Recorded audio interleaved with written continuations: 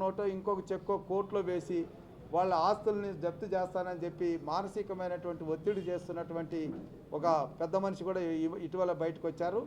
So ఆయనకు సంబంధించినటువంటి కట్టంతా కూడా ఇందులో ఉంది. ఉద్యోగస్తులు అందరూ కూడా మాకు రిప్రజెంటేషన్ ఇచ్చారు. ఇది ఎందుకంటే ఇది ఒక కాల్ మనీకి సంబంధించినటువంటి వ్యవహారము. ఇందులో దాదాపుగా 2500 మంది ఉద్యోగస్తులు బలయ్యారు. దీనికి సంబంధించి వివిధ కోర్టుల్లో కేసులు వేసినటువంటి లాయర్లు ఒకరో ఇద్దరే. తర్వాత వేస్తున్నటువంటి వ్యక్తులు కూడా 4-5 మందే. వాళ్ళకి ఏమీ ఉండదు. ఒక చోట అయితే ఇద్దరు తోడుకోడళ్లే ఉండేది గుడిసెలో, కానీ 2 కోట్లకి 3 కోట్లకి అప్పిచ్చినట్టుగా కేసులు వేస్తున్నారు. దీని మీద పూర్తి స్థాయిలో ప్రభుత్వ దృష్టికి తీసుకొని రావడం జరుగుతుంది. ఖచ్చితంగా దీని మీద కూడా పూర్తి స్థాయి విచారణ చేసి బాధ్యులైనటువంటి ఎంప్లాయీస్ని కాపాడడం ఒకటి, ఈ కాలుమని ఆకృతాలకి అడ్డుకట్ట వేసి యాక్చువల్గా అయితే తెలుగుదేశం పాలనలో ఆనాడే దీని మీద యాక్షన్ అనేటువంటి స్టార్ట్ చేశారు. పోలీసు వాళ్ళు కూడా వీళ్ళని చేసి చెక్ పెట్టారు, పేపర్లో కూడా వచ్చింది. అయితే మళ్ళా 2019 నుంచి బెయిల్ మీద వచ్చిన తర్వాత ఆగడాలు ఎక్కువైనాయి. సో ఇప్పుడు తెలుగుదేశం పాలనలో ఇలాంటి వాటికి ఆస్కారం లేదు. తప్పకుండా ఎవరైతే కాల్ మనీ ద్వారా చిన్న ఉద్యోగస్తులను ఇబ్బంది పెడుతున్నారో వాళ్ళకి చెక్ పెట్టడం జరుగుతుంది.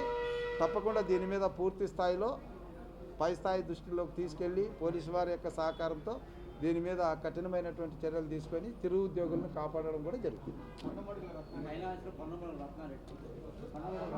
మీరు చెప్పండి, మీరు ఉన్నారు కదా.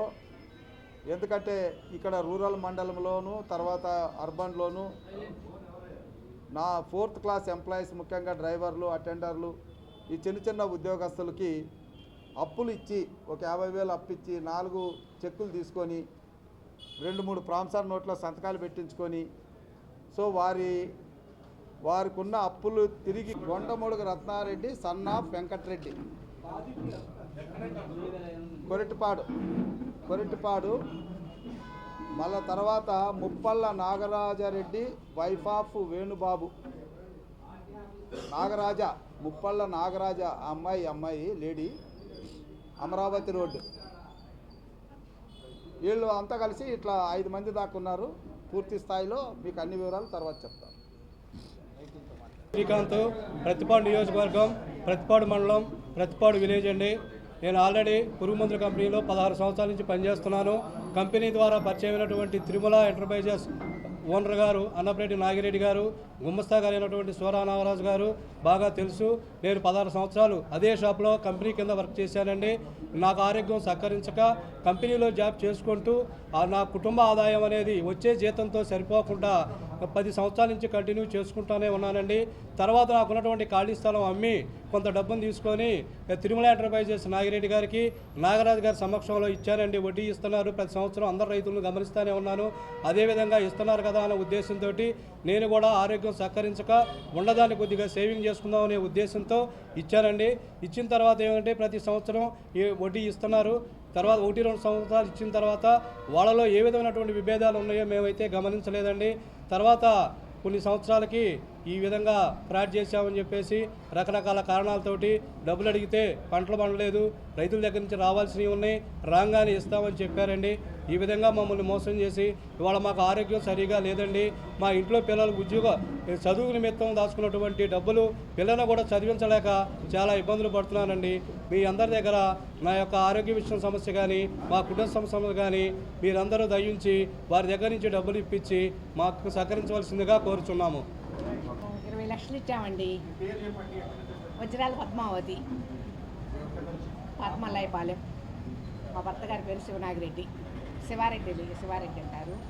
మేము 20 సంవత్సరాలు 25 సంవత్సరాల నుంచి ఇస్తామంటున్నాము, తీసుకుంటామంటున్నాము. ఇస్తున్నాడు అలా నమ్మకంగా చేసేసి ఇవ్వకుండా ఇబ్బంది పెడుతున్నాడండి. మా అమ్మాయి డబ్బులు కూడా ఇచ్చాము మేము. మా పిల్లలవి అన్ని పిల్లల చదువులకని ఉంచుకున్నవి ఇస్తే ఇలా చేశాడు. నాగరాజ నమ్మకంతో మీకెందుకు ఎక్కడికి బావు డబ్బులని లాస్ట్లో అడిగాము మేము, మాకు డబ్బులు ఇప్పించండి అని. అంటే ఎక్కడికి బావు, స్థిరాస్తులు చాలా ఉన్నాయి అని చెప్పేసి అన్నాడనమాట. నాగరాజు కూడా చాలా మోసం చేశాడు. కేవలం గుమ్మస్తా మమ్మల్ని బాగా నమ్మకంతో చేశాడు. అలాగూ మేము అన్నయ్యని నాగిరెడ్డి అన్నయ్యని ఎంతో నమ్మామన్నమాట. మేము చెల్లెలం అవుతాము. అయినా సరే అలా నమ్మకంతో అలా చేశాడు. మాకు డబ్బులు పిల్లల చదువులకు కావాలండి. మా మనవడు మనవరాలు మా కూతురు గారి పిల్లలవి కూడా ఇచ్చాము. బాగా ఇబ్బందులు పడుతున్నారండి. ఎవరైనా